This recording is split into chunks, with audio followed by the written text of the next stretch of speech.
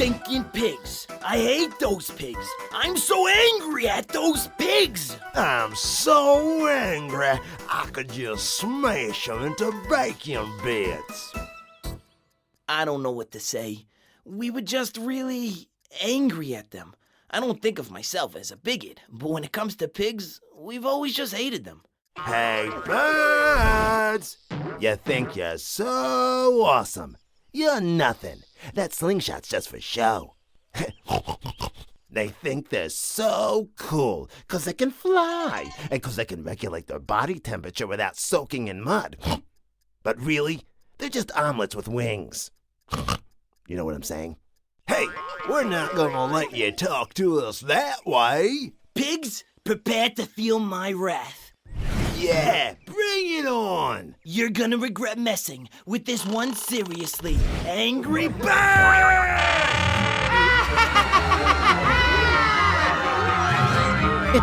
Where is he? What's going on?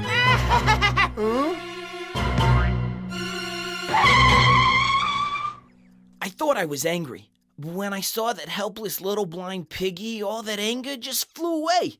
I guess I just realized that I don't have to be angry, that it's actually a choice. Pretty deep for a brain the size of a jelly bean, huh?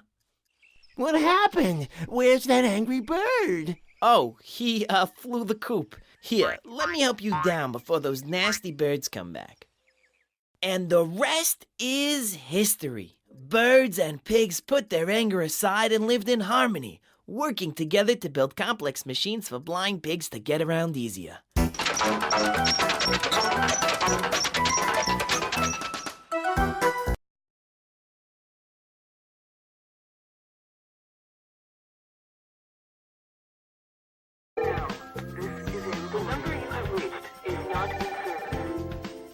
Although a front desk associate is featured in this video, the basic phone courtesy skills in this video apply to any hospitality employee answering the phone.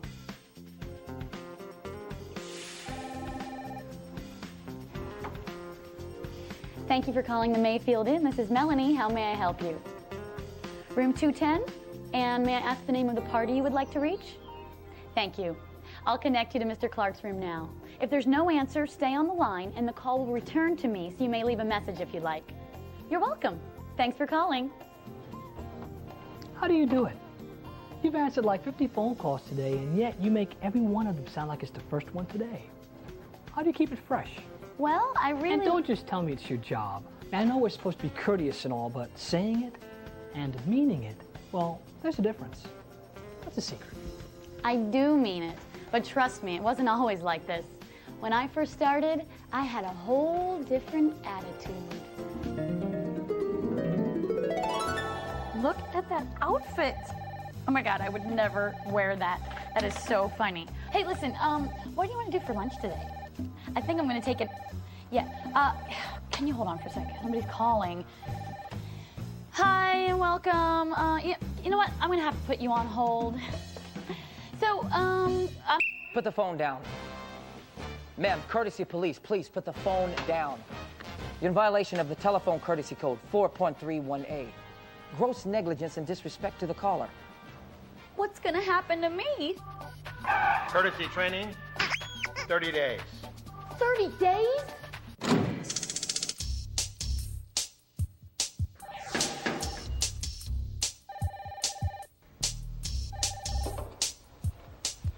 Answer the phone promptly, within 3 rings if possible. This is a sign of respect to the caller or the potential customer.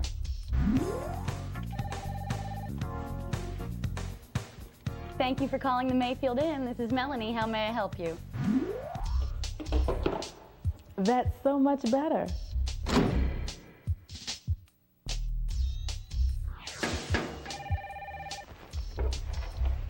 Thank you for calling. This is Melanie. How may I help you? No. You gotta watch your tone on the phone. Put some alive in your jive, some fresh in your breath.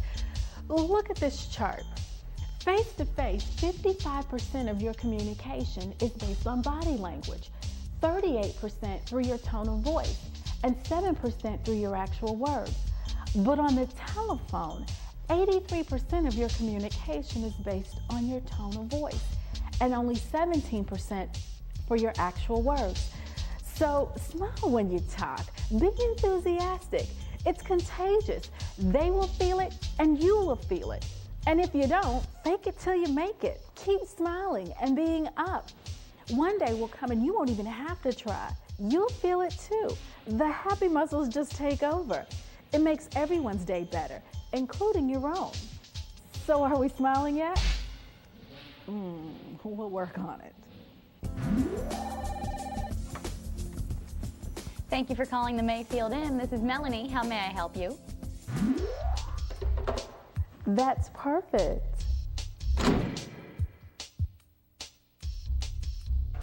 Yes, we do have those dates available. Yes, we do have those dates available. Who? Yes, we do have those dates available. You? Ask for the caller's name if they don't provide it, and use it as soon as you know it. Everyone likes their name remembered, don't you, Miss? May I ask who's calling? Yes, we do have those dates available, Miss Watkins. It's coming to me. Don't tell me. I'll get it.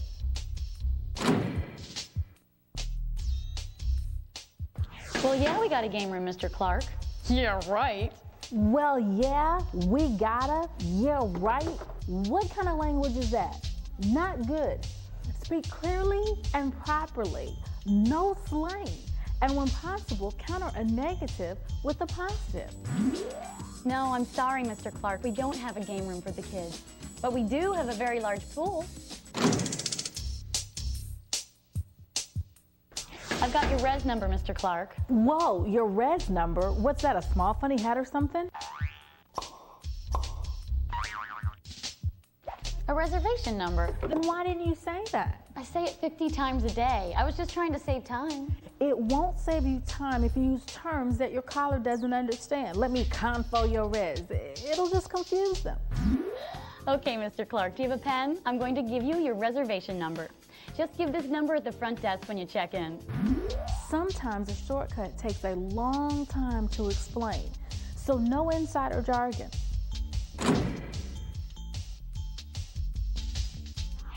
We have that room with either 2 double beds or a king-size bed, Mr. Appleby. 2 doubles or a king bed, huh? If you speak in a monotone like that, either way it won't matter because I'm going to sleep. Vary your tone. Sound interesting. That room features 2 double beds, but how about a king-size? Now I'm paying attention. Now I'm interested in what you're saying because you don't sound like a zombie. Remember to keep it alive. And if you book right now, we can offer a special 10% discount rate, and that includes a continental. Stop. What's this? It's a speeding ticket. Slow down, NASCAR woman. This isn't a race. You want to be understood. Keep a steady pace, not too loud and not too soft.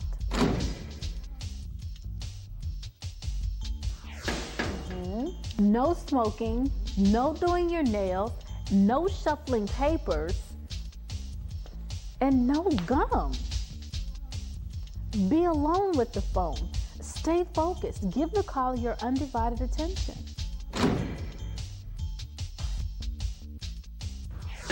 Mr. Trent, that's not what you first requested. Never interrupt the caller. Let them finish their sentence, their thought. They're making a decision. Sometimes people think out loud. Let them finish, then make your point or suggestion. Listen actively. That means respond to what you hear. Yes, I understand, Mr. Trent. That's no problem. We'll do our best to put you in connecting rooms. Is there anything else we may do for you? And how many days will you be staying? Got it. Great. Thanks. Goodbye. Got it? Got what? What did he just tell you? That he'd be in town for 2 days. 2 days. That's nice. How many nights? Isn't 2 days 2 nights? Not on the Planet Hospitality, it isn't. Okay, so let me confirm this, Mr. Trent. You'll be staying 2 nights and checking out on the 16th. Is that correct? Our checkout time is 12 noon. Now, there can be no misunderstandings, right? I guess so. No, so. Speak in terms of nights, not days. Repeat back information. It shows you were listening, attentive, and responsive. Very hospitable. And your rate will be $100 $100 for what? for the room, For the whole 2 nights? for one night. Well, why didn't I hear that? Yes, your rate will be $100 per night plus tax, Mr. Trent. Is there anything else I may help you with? Be as helpful and detailed as you can be. Don't leave them guessing. Yes, Ms. Gonzalez is in room 112. I'll connect you. Tell me I didn't just hear you give out the guest room number over the phone. Well, I thought I could save them time the next time they call. Uh-huh, and when a stranger comes up to the desk, you're gonna draw them a map, right? This isn't about saving time. It's about saving lives. It's about guest security. Never give out a guest room number over the phone. Room 23? And may I have the name of the guest you're trying to reach? And if someone gives you just a room number, make sure they have the right name to go with it. I'm sorry, but that person is no longer a registered guest here. You don't want a guest being bothered by someone calling a wrong or outdated number. Hold on, I'll transfer you. Hold what? Transfer to whom? One moment, Mr. Bell, while I transfer you to Miss Watson. Better. Miss Watson, I have Mr. Bell on line 3. He wants to discuss a group rate for a convention booking. If the call is for a coworker, let them know what to expect so the caller doesn't have to repeat the information. Mr. Bell, I have Miss Watson on the line. She has the information you want. And if possible, introduce the caller to your coworker before leaving the line.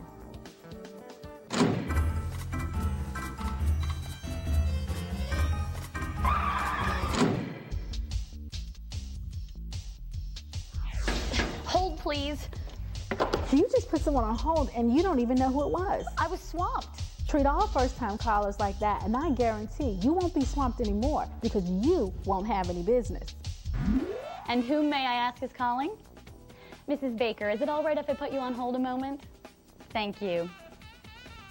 Ask permission to put someone on hold and thank them. It may seem like a lot, but that extra second or two that you spend is the key to treating a caller with respect and courtesy. May I place you on hold, or would you like to leave a message? Give them a choice if possible. It might save time later. I'm sorry, Mrs. Tanada, but may I keep you on hold for another moment, or would you like to leave a message? And if you still can't get to someone, at least check back and offer them a choice again.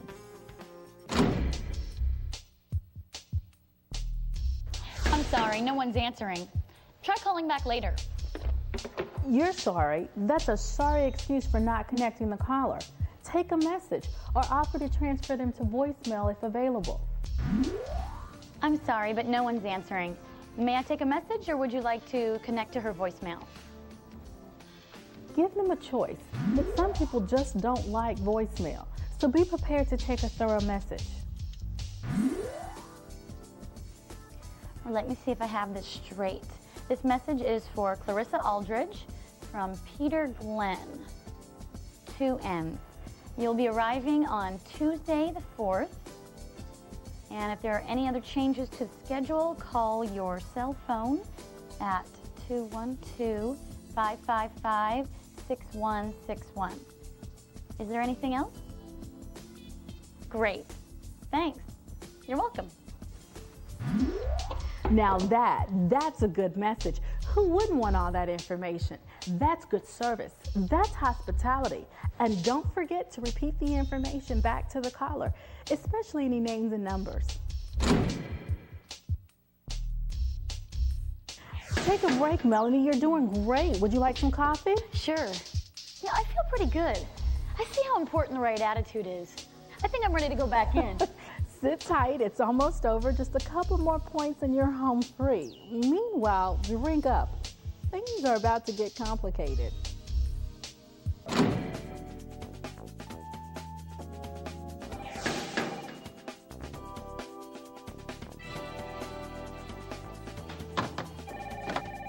Multitasking. It's an ugly word, and no one is good at it right away. Multitasking and being polite and courteous, now that's the challenge. But you can do it, and with a little practice, you can do it perfectly. Just stay calm. Remember, it's better to do one thing very well than it is to do 4 things badly. Be prepared. Make sure you have everything you need right at hand. You usually know your busy time. Have supplies ready so you won't be scrambling when the time comes. I'm sorry, Mr. Shaw. May I place you on hold for a moment? Thank you. Welcome to the Mayfield Inn, sir. My name is Melanie. Are you checking in? Yes. The person you're looking at may already be a paying customer. Give them priority. But try not to leave the caller on hold for more than 30 seconds. Thank you so much, sir. May I place you on hold for a moment? Thank you. If you have several callers at once, ask to place them on hold So much. and try to respond to them in the order which they called. Remember to wait for a response and to thank them for holding when you pick up the line again. Thank you so much, sir. Mr. Shaw, thank you for holding, but is it okay if I take your number and call you back in a few minutes? If the call requires more time than you have, offer to call them back and give them a specific time in which you will return the call. Okay, thank you. Hi, welcome to the Mayfield Inn. I'm You sorry really I had to only wait. have 2 choices when you're swamped. Put somebody on hold or take a number. Thank you for calling the Mayfield Inn. This is Melanie. How may I help you? There's never any reason to panic. Just make a choice and commit.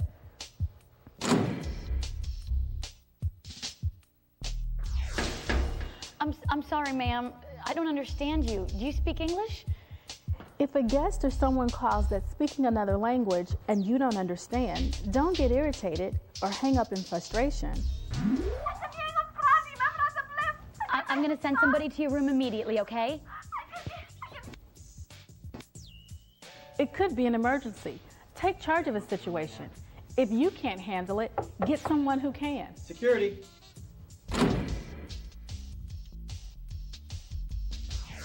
So your credit card was charged even though you canceled before the deadline? Well, I'm sorry, Mrs. Baker, but I wasn't on shift that day. Don't offer excuses. Offer solutions. When a caller complains, they don't want an excuse. They want you to listen, empathize, and solve the problem. I'm so sorry for your inconvenience, Mrs. Baker. I have your credit card number, and I'm making a note to report this to our accounting department. You will hear back from us within 24 hours. I liked when you told the caller you were making a note. Long pauses can mislead the caller. Always cue them into when you are writing something down or looking something up.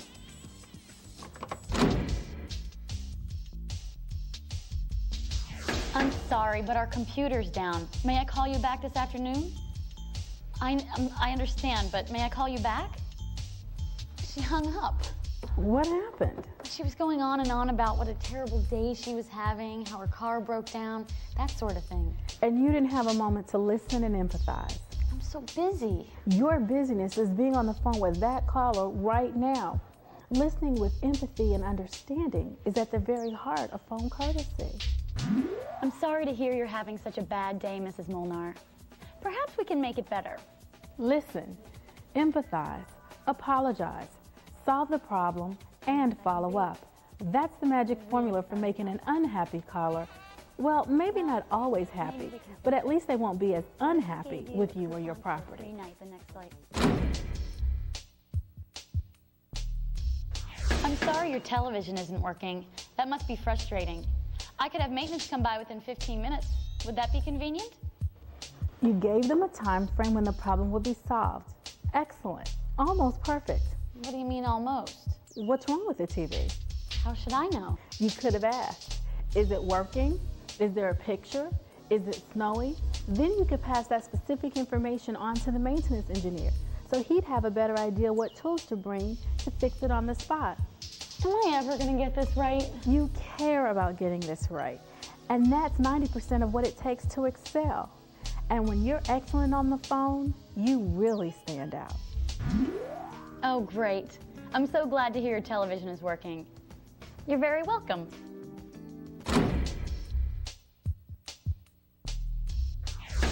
I have so much to do already. Why do I have to sell too? When you answer the phone, you represent your property. Your service is part of what the potential guest is buying. When someone loses a call and has the attitude, it doesn't matter, someone else will call, well, enough someone else's, and you'll have no business. Have you stayed with us before, Mr. Murad? Terrific. Well, we'd love to have you back. Ask questions to determine a guest's needs and preferences. Did you know we've just added a fitness center? Describe features or benefits that might meet the caller's needs. Features such as free movies and a game room for families, or free local calls and computer data ports for the business traveler. We also now feature rooms that are mini suites, complete with kitchen areas and microwaves. Offer alternatives such as different types of rooms and rates, or alternate dates or even another local hotel if you're sold out. Is there anything I neglected to describe that would help you make a decision? Encourage them to participate. And may I book that reservation for you? And don't forget, ask for the sale once you've determined their specific needs. Okay, Mr. Murad, let me just confirm back to you the details of your reservation. Your room will be in the name of Mr. Peter Murad, and it's a non-smoking room. You'll be arriving on Monday, October 28th for 2 nights, leaving on October 30th. The rate is $89.99 plus tax per night. Your confirmation number is 5437B as in Bravo. This is a guaranteed reservation using the credit card information you've given me. Should you need to cancel, please call us before 6 p.m. on your day of arrival to avoid your credit card being charged. Great! Well, have a safe trip and thanks for choosing the Mayfield Inn. Congratulations! Your phone courtesy skills have come a long way. Your training time here is over, but there's just one more step.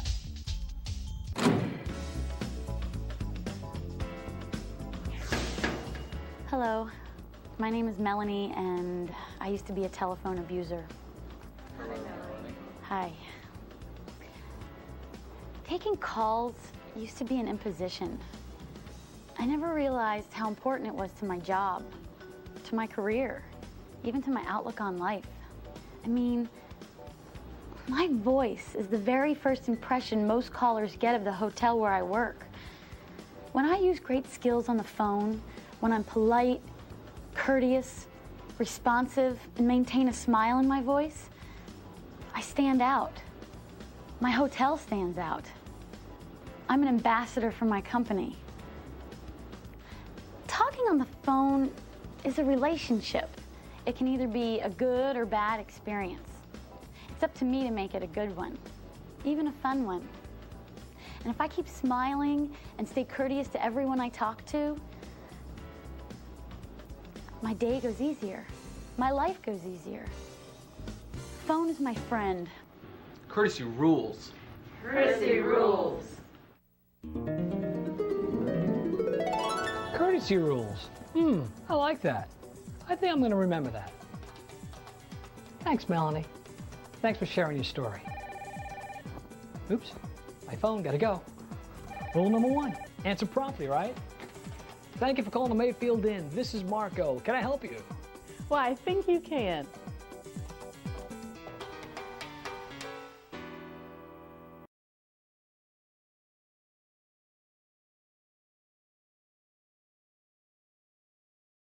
To make your first impression. Are you making a good one with how you answer the phone? In the next few minutes, we're going to share some ways to transform your caller experience and deliver the best possible first impression. Transforming your caller's experience. Answer promptly before the 3rd ring. When your phone rings, someone has made the effort to reach out to your company. Answer the call promptly with an attitude that shows you care that they called. Your attitude will be reflected in the tone of voice you use. Before picking up the receiver, discontinue any other conversations or activity that could be heard by the calling party. Callers are put off by hearing the tail end of your conversation or loud noises as you pick up the phone.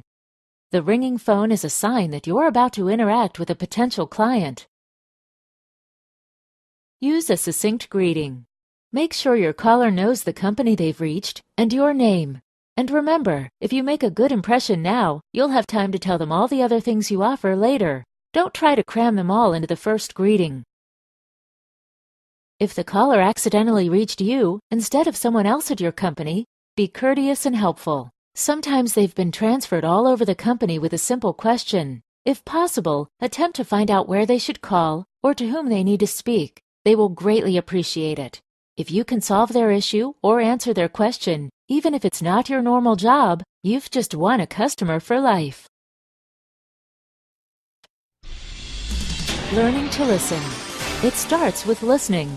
Listening carefully promotes outstanding customer service, so seek to understand. Allow the caller to finish his or her sentences and don't interrupt. Show concern for their question or problem. Don't be defensive. Rather, say things like, "I understand," or "I'm sorry to hear that."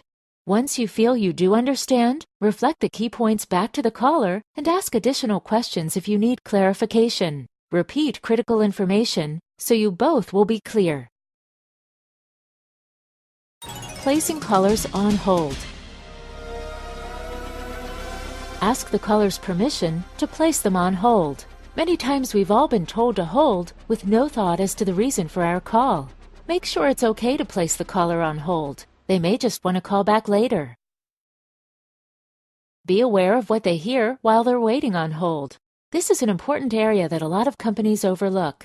Continue the connection with your caller by providing a custom on-hold message during their wait time. Does the music and messaging they hear draw them into your company? Is the volume too loud or too soft? Are the messages relevant to your callers? On-hold messages can be a terrific way of continuing the conversation with your caller, even if you can't be on the phone. Transferring callers.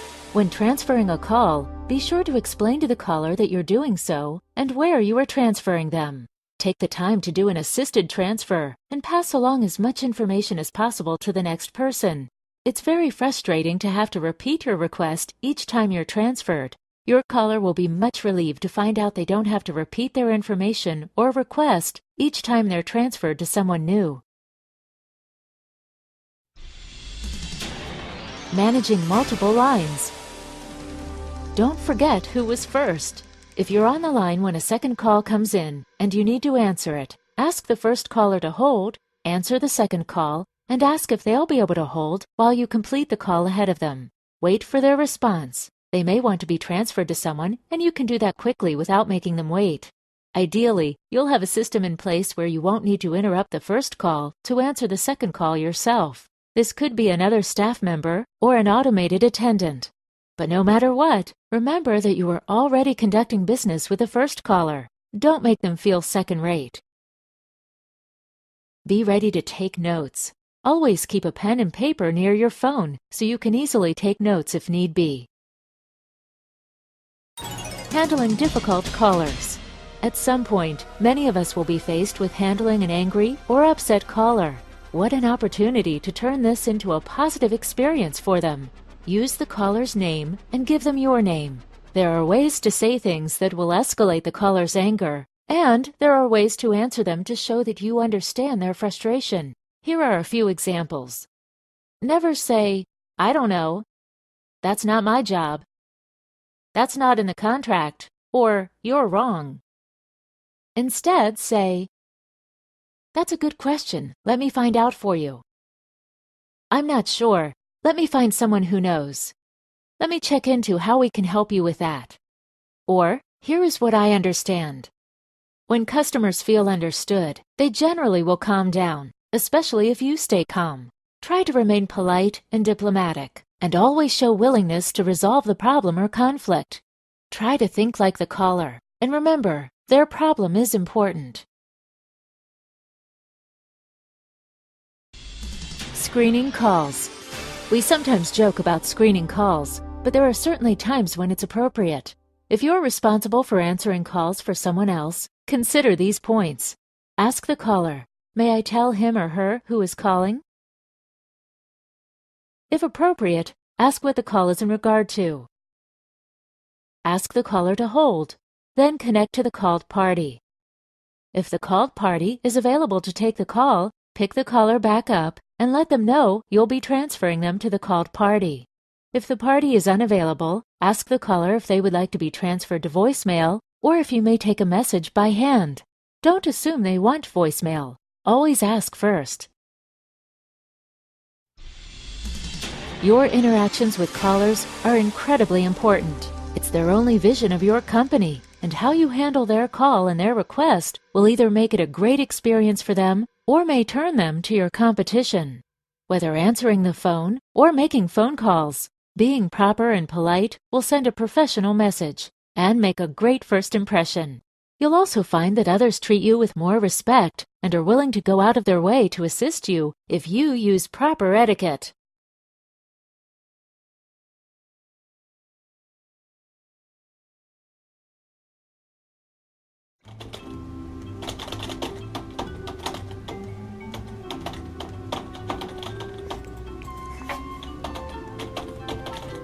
That'll get them.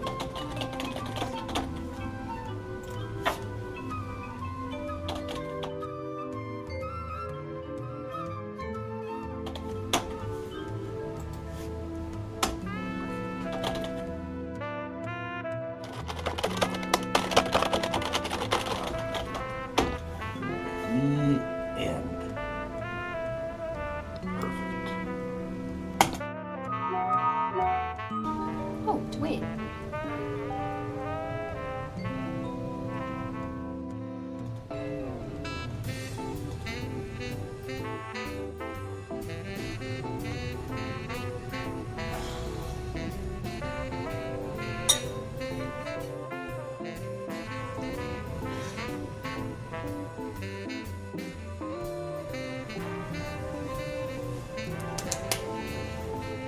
Dwayne, this doesn't make sense. Can't you just call me? What are you talking about?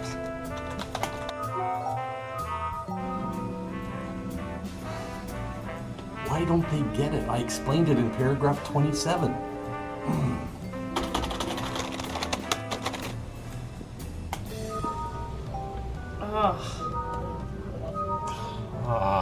What the f? How in the heck can I get anything done here with all these emails?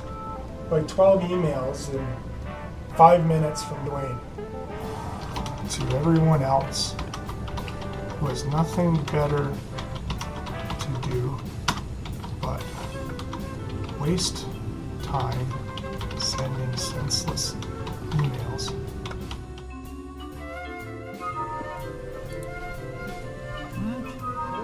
Oh, not this.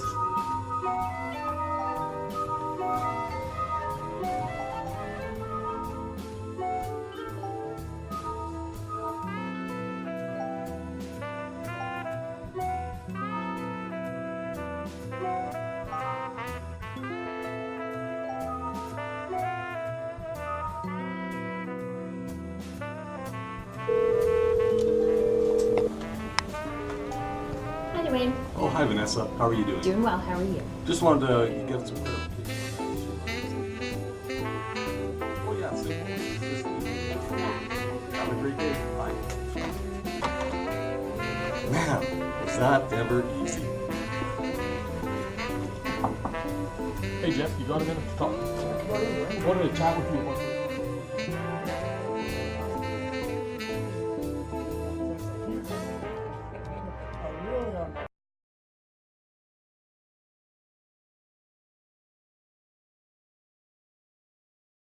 Bye.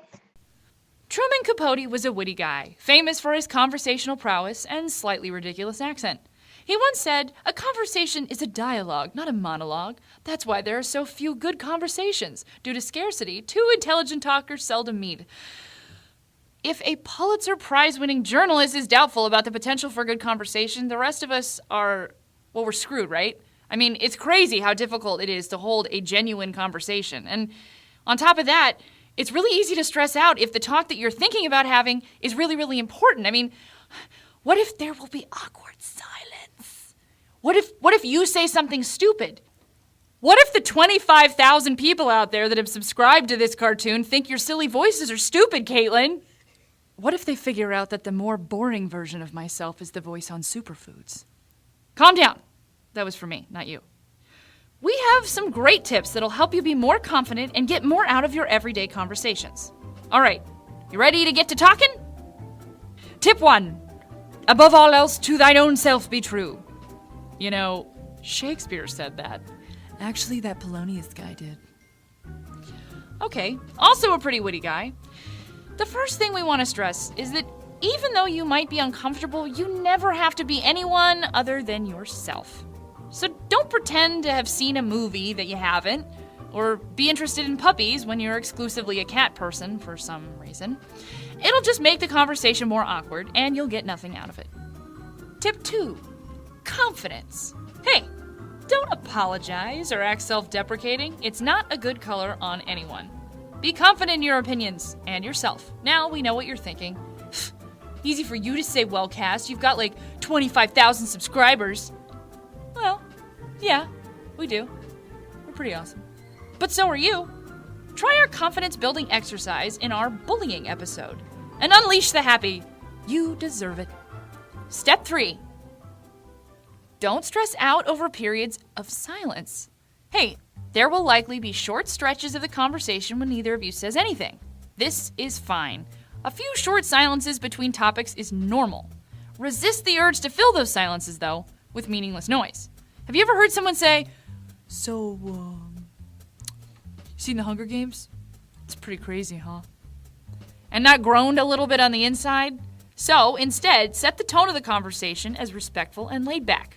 Allow silences and encourage the other person to be okay with them by letting the point rest every now and then. Tip 4, be an active listener. Go on. Often, participants are spending more time thinking about what they're going to say than actually listening to another person. One tip for being a good listener is listen to the person you are talking to. You will be able to volley the topic a lot easier if you're not trying to anticipate what they're saying in the first place. So, yeah, I picked up the phone and we were talking and he broke up with me and I just really wasn't expecting that. Have you seen my new cell phone? It's really crazy. I can pull up any meme that I want. Oh, wait, what did you say? Tip 5, when in doubt, encourage the other person to talk about himself. As Dale Carnegie once said, it's much easier to become interested in others than it is to convince them to be interested in you. If you think there's been too much of a lull in the conversation, ask questions. Bring up topics that you know are interesting to the other person. Tip 6, what do you do if you get shot down? All right, that's not really a tip. We're just presenting the possibility that can happen, and when it does, it's awkward. Listen, the deal is not everybody's in a talkative mood 100% of the time. So if you approach someone and try to break the ice with something super cool like, you don't by any chance happen to have 6 fingers on your right hand, do you? And they look at you weirdly and sidle away, that's okay for a lot of reasons. But basically, the deal is sometimes we get shot down. And sometimes he actually did kill your father. So keep on I'm really sorry. Somebody here wrote this. It's a weird Princess Bride illusion, but the basic point is if it doesn't work out, you're going to be fine. There are other people on the planet. Just keep on trying. To recap, to have a seriously good conversation, remember our 6 steps. Be yourself. Be confident. Don't worry too much about filling the silences. Be an active listener. Encourage the other person to talk about his or herself. And if you get shot down, take it in stride.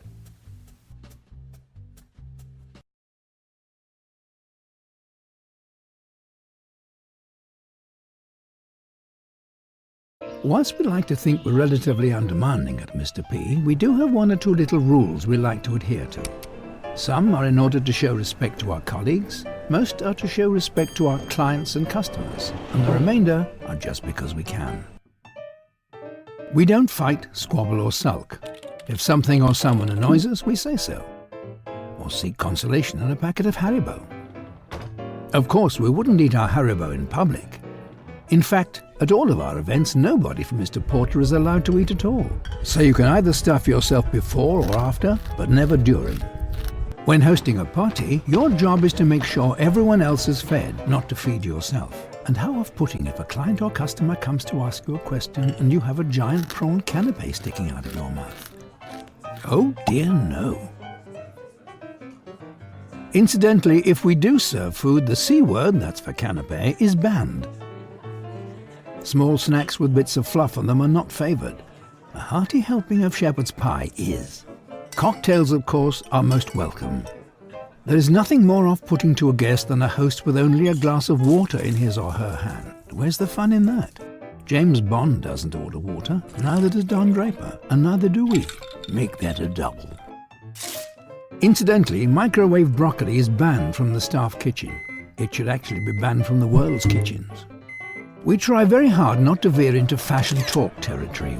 We don't like it, and nor do our customers. And thus there are certain words we frown upon. Layering is one, must have is another. We put what we write to the pub test. If you wouldn't say this to one of your friends in the pub, then why would you use it in an email or the journal? A man should never act too animatedly at the news that his new pair of Lanvin sneakers has arrived. Saunter slowly to pick them up, carry the bag subtly to your desk, and only when you're sure nobody is looking, rush to the loo to try them on. Birthdays that fall on a weekday are dreaded.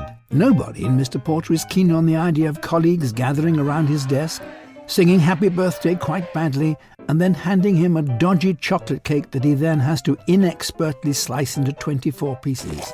Men don't do birthdays. Mr. Porter doesn't put kisses on the end of emails to colleagues, possibly not even to friends or lovers. A few of our female colleagues do this, and it always leaves us with an uncomfortable conundrum. Is it mean to reply without one? Mr. Porter doesn't use male models. We believe that men don't like looking at people better looking than they are. This is one reason why most male-style icons are dead. They're no competition, and so we're happy to sing their praises. Take Steve McQueen. Very talented, very stylish, and very dead. What more can you ask for? Of course, at staff parties, none of the above rules apply. At these events, you will see us happily shoving down prawn and broccoli canapes, slagging off everyone, head to toe in layering, singing happy birthday to anyone who will listen while high-kicking to the DJ set so that everyone can catch a glimpse of our new Lanvin python trim suede and leather sneakers. Chin chin.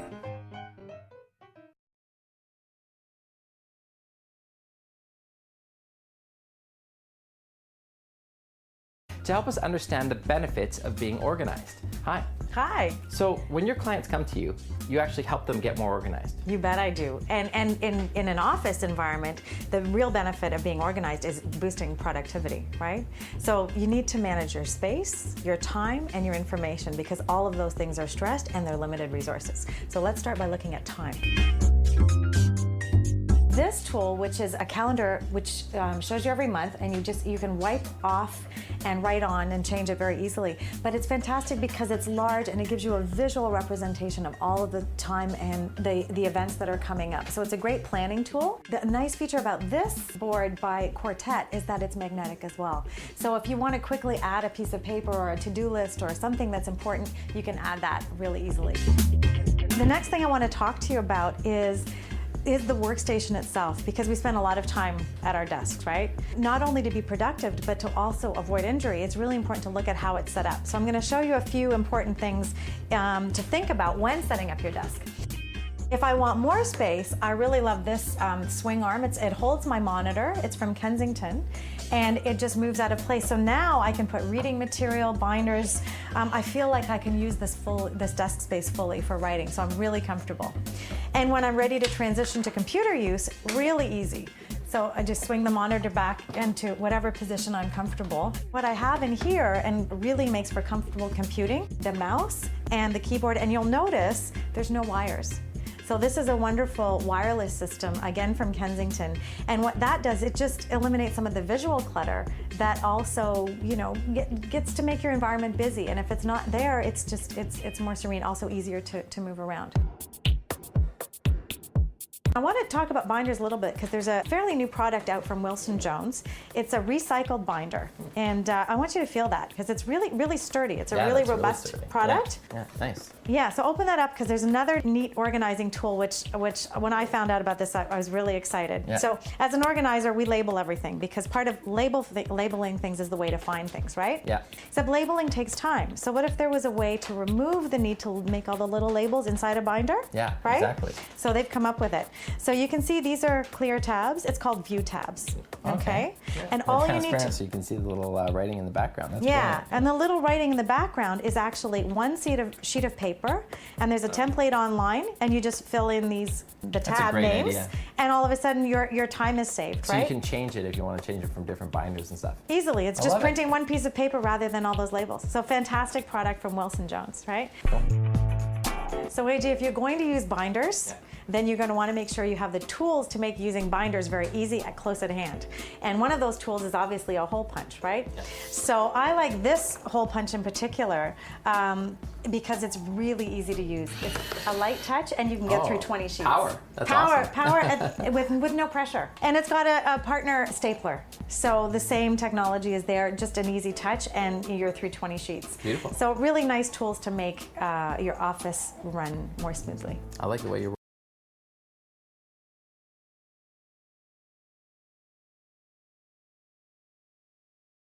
Are you ready to go to the etiquette meeting? Well, I think it is mandatory.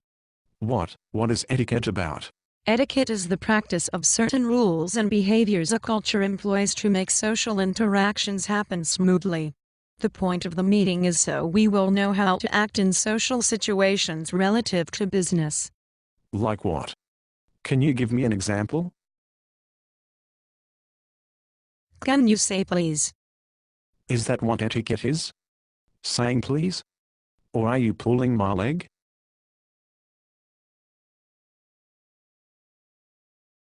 Okay, my bad. Please. Can you explain what the meeting is about? What etiquette do we need to know for our job? Well, for one thing, do you know how to act at a business event? Like at a lunch, dinner, or reception? Do you? Maybe I do not. Because I forgot a lunch with a business associate the other day. I felt terrible, and I know he was furious. I just hope he forgets about it. Is that correct business etiquette? Are you serious? That was your response. You should have called to schedule another appointment. Damn. When I did remember, I rushed over to the restaurant, but by the time I got there I was an hour late. I guess he got tired of waiting. Would you have waited an hour if you were the client? I guess I was confused. Remember last month? We had to attend that reception that started at 7 and lasted until 9. I got there around 8. No one said anything to me about it. Maybe no one said anything, but that is probably because a reception is different from a lunch or a dinner. If an invitation gives you a time range, like 7 to 9, you can legitimately attend any time between those hours, but you should have gotten there by at least 7:30. I see. What about last month? I was supposed to meet a business associate for lunch. After 30 minutes she still had not arrived. So, what did you do? I was hungry. So, I ordered lunch. You should have called her after about 15 minutes. Remember that business dinner party we had to attend last summer? Do you mean the dinner party for the Nagasaki group? I saw you there. Did you not see me? Oh, yes I did. I saw you drink your soup straight from the bowl, turn your glass over when the wine was being poured, take your napkin with you when you went to take a phone call. You also whipped out your business card. WTH. Dude, are you saying none of those things I did was proper etiquette? Dude. F you mean. I fear your hair gel is squeezing your brain. F you mean? At least I don't buy my clothes from the dollar store. I am sorry. I really do want to know if I'm not practicing proper etiquette. I mean, I do not want to get fined. Hair gel is very expensive. You are ridiculous. But I will try to help you because you are so lame. First, soup is always eaten with a spoon. Second, if you do not want to drink alcohol, just do not drink it, but turning your glass over is not respectful. Third, always leave your napkin on your chair when you get up from the table. And finally, never give a Japanese executive your business card unless they ask for it. Wow, I have a lot to learn, I guess. I really do appreciate you helping me. I really never know what to do with my napkin at those dinner things. Like when I sit down to the table, what am I supposed to do with the napkin? Really?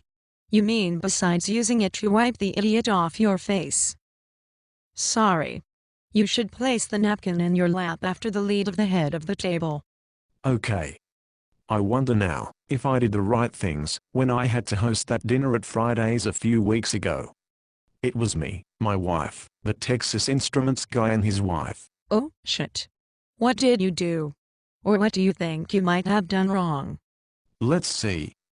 I pre-ordered the food and told everyone where to sit.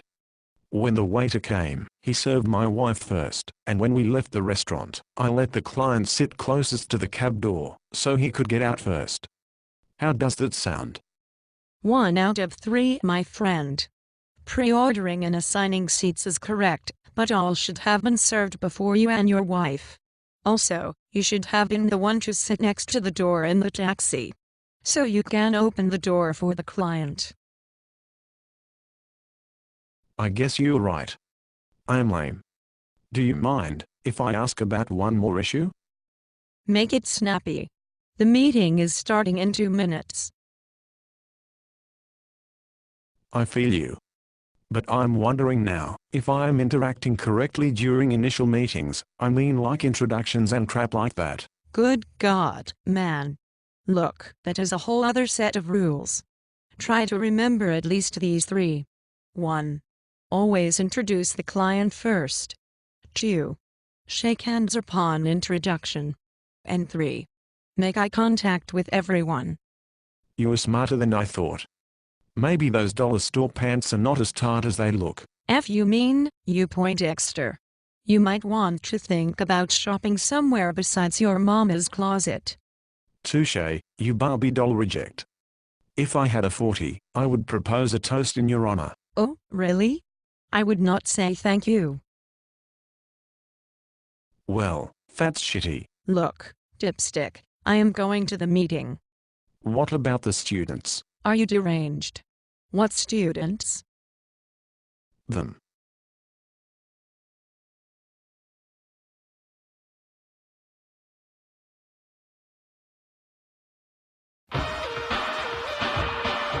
The do's and don'ts in a professional workplace. Starting your first position in your chosen field of study could cause anyone to be nervous. Here are some tips to help you get over your nerves and help you through your first day. Do's in a professional workplace. Do dress appropriately. Adopt similar formal or informal attire for the area in which you are working.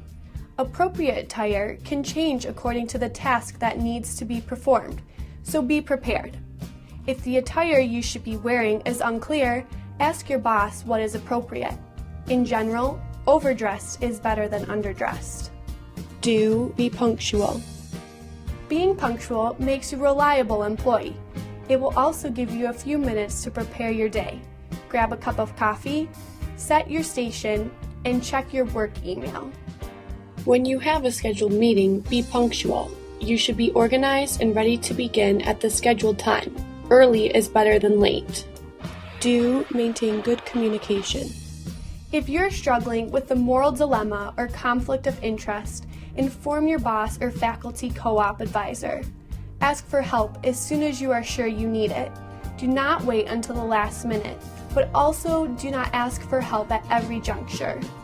Research the subject you are concerned about to ensure you have a clear understanding of the situation. Do stay motivated. Try to maintain a steady workload.